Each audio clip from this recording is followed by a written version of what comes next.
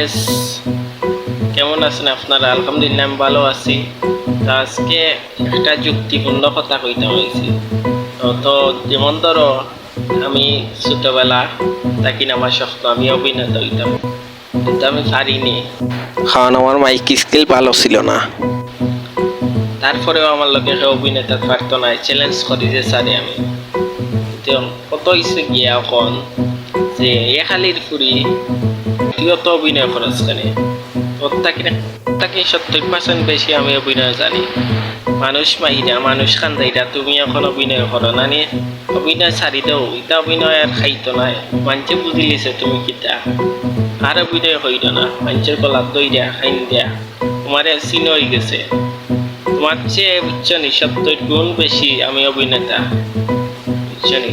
হইলাম অভিনয়গুলো আর হইল না, এগুলো আমরা বুঝে গেছি।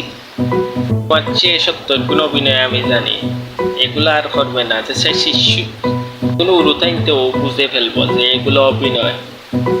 এখালির ফুরিয়ে আর অভিনয় করিস না, অনত আমি যা।